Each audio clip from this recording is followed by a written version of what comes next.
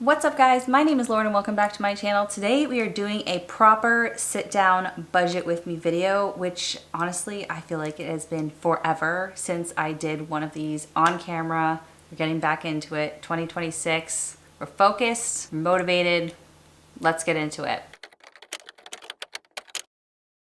But before I do, if you want to budget along with me for 2026, you can get my budget spreadsheet. It is linked in the video description. It comes with a detailed video tutorial and is an instant download to Google Sheets. All right, so February, we are expecting $9,880 to come into our bank account. That is net income. There are some deductions that come out of my husband's paycheck before anything hits our bank account, and that covers our health insurance and some investing. But I like to budget with the net amount because I just find it to be simpler for me to keep track of. So $9,880. Let's see where that's going this month. First of all, our emergency fund, we are trying to build this back up a bit. I was thinking we wanted to do more, and now I'm thinking like I'm just so anxious to get onto other financial goals this year that we may just put like a little bit more into it and then leave it where it's at and slowly build it over time. I know like this month is not that much going into it, but I'm really hopeful that in the next couple months our income is going to increase.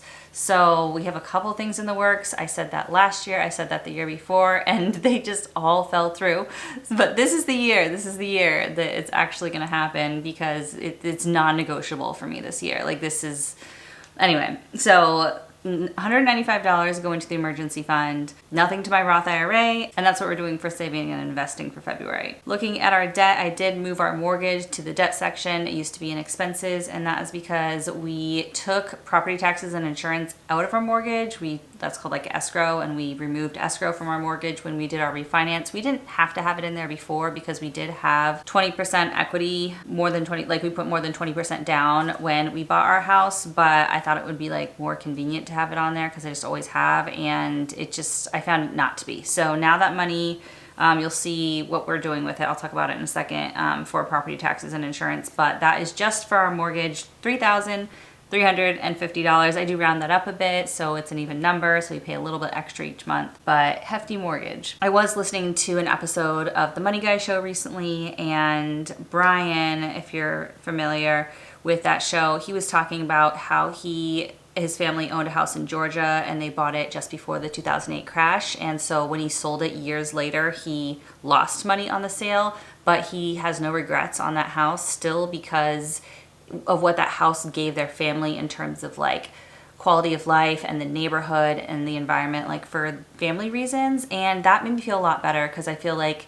that's kind of where we're at with our mortgage being like a little tighter than I would like it to be for our budget. But the quality of life this house gives our family is so valuable to me, and that's like not something that shows up on the spreadsheet, but something that affects us like every day, all day in our lives because we spend so much time at home here. So that was really nice to hear him talking about that because he's like, I really respect him, Brian and Bo. Like I just feel like they have such sound advice and they really inspire me of like where, you know, their plan is where we hope to be in the next like 5 to 10 years of following all their steps. So anyway, our other debt is my husband's student loan of $830. This is one of the financial goals like I'm itching to get back to, is paying extra payments to my husband's debt. We are now under $50,000 on this loan, which it feels great. Like I can't believe we had like hundreds of thousands, like my debt confession video that I posted in 2020, I think it was, to now, like life looks totally different. And we have such a reasonable amount of debt compared to what we had before. It's still not good. Like I want it to be gone, but it's just,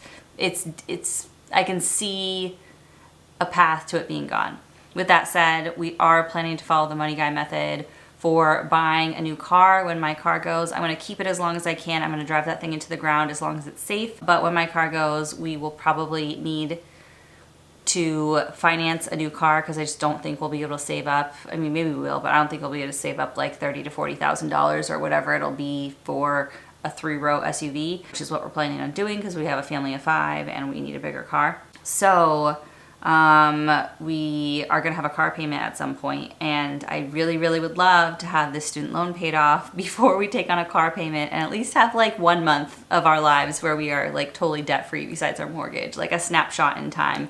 That would be really nice. So I feel like there's a race against the clock now to get this loan paid off before my car stops working. And so yeah, stay tuned on what's going to go on with that. All right, so I told you guys I would talk about property taxes and insurance in a second. So here we are looking at our expenses. $750 is getting set aside every single month for property taxes and insurance. We are sending that to our high yield savings account so we can earn a little bit of interest on that money, and we just pay those bills quarterly for our property taxes and once a year for property insurance. So it's only 5 times a year I have to make a payment. So it's not like that much more work for me to take care of versus like having our mortgage company do it, which they were messing it up anyway. All right, life insurance is $105. My husband and I both have term policies.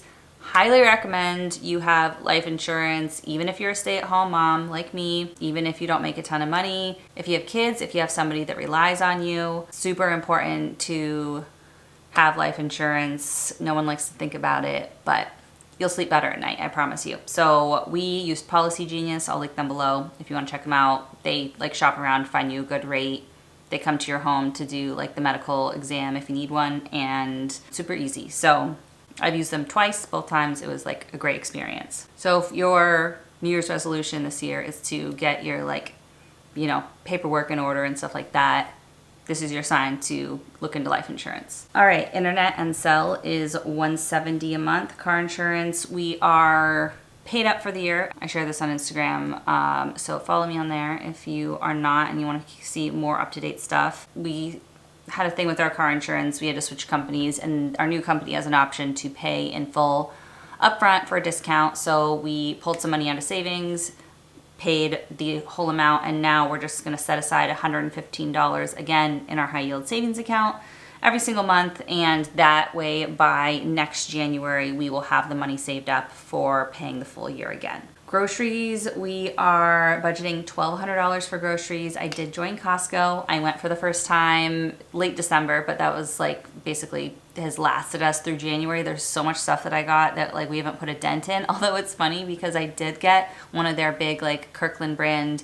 things of paper towels and toilet paper. And I remember when I was in law school, I lived in a studio apartment by myself the first year, and I bought one of those things of toilet paper from Costco, and it lasted me an entire year. Like my lease was almost up for the year by the time I went through that thing of toilet paper, and 1 month with our family, like it's gone. So I don't know if the size has changed or just like when you have toddlers who go potty, like you go through a lot more, plus we're a family, like 4 of us are using it. So but I just thought that was hilarious that like I was like, oh, this doesn't last as long as it used to when I was just a single person, and like we went through it way faster. All right, for household, we are budgeting $150 for things like toilet paper, and I'm getting as much of that kind of stuff as I can at Costco now, and just trying to get refills. Like no new cleaning products, no like random trying something new out, like just get the basics and that's it. Gas, we budgeted $125, and then for miscellaneous expenses, I put $40. All right, and last but not least, sinking funds. So these are funds where we set aside money every single month, and we may use it that month or we may not. We have a bunch of different categories here, so I'm gonna go through them quickly. My husband gets $150 a month, I get $100.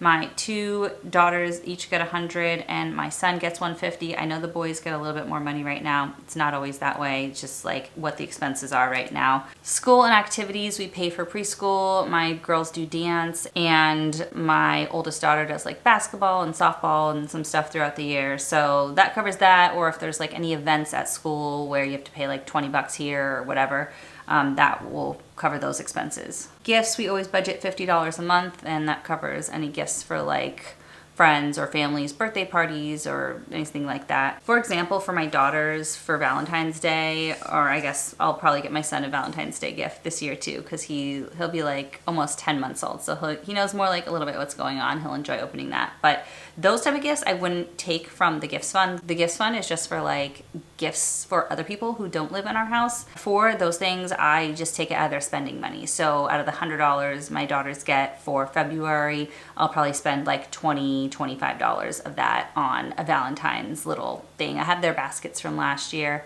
and I'll just get them like a little craft, a candy, and maybe like some stickers or something like that. Okay, kids' birthdays and Christmas, $250 this month. I do $250 every month, which is $3,000 for the year, and that will cover each of my kids' birthdays, birthday parties, birthday presents, and then everything we do for Christmas for everyone, including like presents for family, extended family, and stuff like that. Utilities, I moved this to sinking funds for 2026 because this just fluctuates so much. So $600 to that sinking fund. I did see a headline that here in Massachusetts where we live, utility bills are supposed to be cut by a certain percent potentially for February and March to save on heating, and then we might have to pay that back or might not, or might only have to pay part of it back. It's all like very confusing. So again, another reason why I like this as a sinking fund, because who knows what my utility bills are going to be for February. Annual fees, this is also new for 2026. This is for things like our credit card annual fees,